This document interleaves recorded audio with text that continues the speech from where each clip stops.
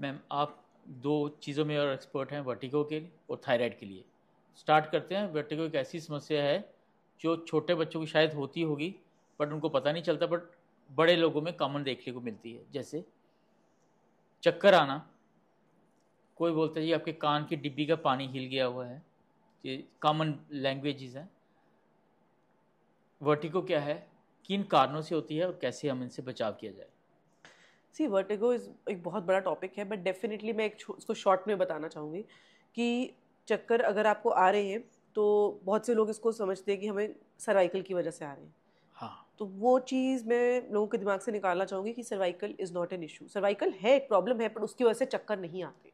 अच्छा, नंबर नहीं वन, आती। यस।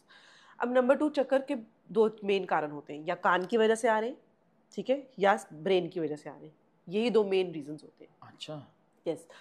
अब कान और ब्रेन मतलब कि ब्रेन में हमारा पूरा नर्वस सिस्टम आता है, जिसमें हमारा राइट। जॉइंट्स भी आ गए, हमारी स्पाइन भी आ गई, सब कुछ आ गया। तो कान के रिलेटेड जो चक्कर होंगे वो आपको, अगेन उसमें भी बड़ी सारी कंडीशंस हैं, बट चक्कर का मतलब क्या है कि सब चीज़ें घूमेंगी। आप बैठो, लेटोगे, उठोगे, जब भी आपको लगेगा मेरे आसपास की चीज़ें घूम रही हैं, या आपको लगेगा मैं खुद घूम रहा हूँ, खुद घूम तो रहा that is exactly what I do. उसको चक्कर बोलते हैं। कई लोगों को कहते हैं चक्कर नहीं आ रहा, मुझे ना सिर ऐसे लग रहा है, हल्का हो रहा है, वो अलग चीज़ है, वो लाइट हेडेडनेस है। हूँ। अच्छा। उसके अलग कारण हैं, वो बीपी की दवाइयों की वजह से होता है, या कोई सर्कुलेटरी इश्यूज हैं, हार्ट के इश्यूज है, उसकी वजह से होता है। और तीसरा होता है कि कोई कहता है कि मुझे ना आंखों के आगे अंधेरा आ गया। हाँ, हाँ, कभी कभी। That is blackout.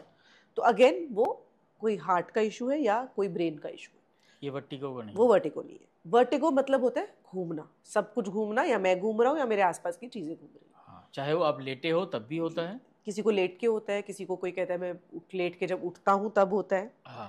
है ना, और किसी को पूरा दिन रहता है चक्कर। तो अब वो क्या कारण है, फिर वो उसकी बहुत डिटेल डायग्नोसिस है, बट मैं ये बेसिक बताना चाहूँगी कि कान, ब्रेन और स्पाइन, जॉइंट्स, ये सारी चीज़ें रिलेटेड है चक्कर की।